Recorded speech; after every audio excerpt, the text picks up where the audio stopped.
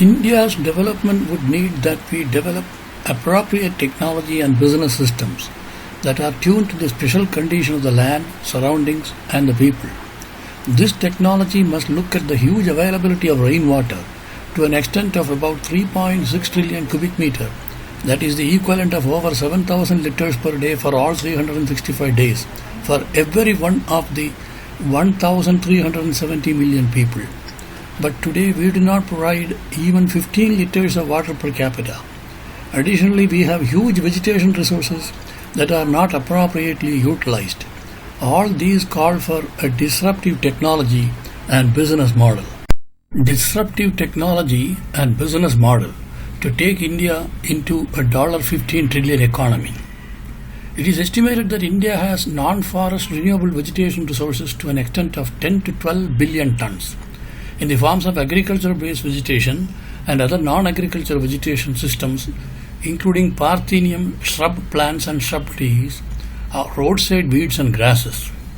Agrobiogenics Technology, short-named ABT, has been developed to convert all of these through a self-regenerative-recycling orientation, so that India can generate value-added product as follows: 450,000 megawatts power, combined heat and electricity, 4 billion tons engineered products, 350 million tons bio-fertilizer, and 6.5 billion cubic meters bio-water. These alone could have values to an extent of rupees 750 trillion, that is $10 trillion. Additionally, we could also produce certain disruptive revolutionary products named carbon sunk engineered products, short-named CSEP, that converts the biogas system CO2 into cement or concrete substitutes, valued about rupees 400 trillion, that is $5.3 trillion. The sum total of all these would take India to a level of over $15 to $16 trillion values in manufacturing and value addition works and activities. The said ABT would be converted into practical reality at ground level through a zero-waste, zero-carbon business model, short-named ZWZCPM, that is further named operationally as Agro-Polymer Industry Complex, short-named APIX. Each APIX unit would involve a series of integrated and interconnected operations that begin with collection and transportation of all available biomass, both vegetation matter and animal matter, in farming works. Such units would be value farm modules, VFM, and each VFM would depend on the region, farm category, climate conditions, and nearness to certain technical inputs. Each VFM unit would work on the basis of 300 hectares farm product inputs.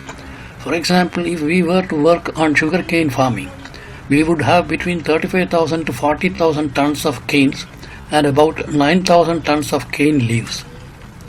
These could be converted into the following: about 4 megawatts of power, combined heat plus electricity, 21,500 tons of fibrous materials based engineered products, 28,000 tons carbon sunk engineered products, 1,890 tons bio-fertilizer, and 35,100 cubic meters of bio-water.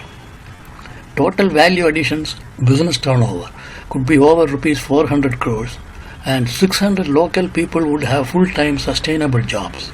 The ultimate idea of agrobiogenics technology, APIX and VFM, is to create Total Village Development Program TVDP through business generation. Our estimate is that India can set up not less than 600,000 VFM units in the more than 635,000 villages, resulting in over $15 trillion value additions in the form of business turnover, buildings hardware, molded boards, dinghies, flooring, roofing, aircraft structures, steel structures, substitutes for steel, adhesives, coatings, carbon fiber systems, and many more are the products that can be produced. Value farm module units in the more than 635,000 villages to an extent of 600,000 VFM units can generate full-time sustainable jobs to not less than 360 million people in the villages, who now are forced to shift from their home villages to faraway towns, cities and metros, thereby creating family breakups and many other social problems. Thus, when all the 600,000 VFM units are completed, say within 10 to 12 years from now, shifting population would stop altogether, resulting in secure families having jobs in own home environments, resulting ultimately into productivity, efficiency and progress. It is now time that we start the works related to the setting up of VFM units all over India, beginning with a pilot plan to take us forward.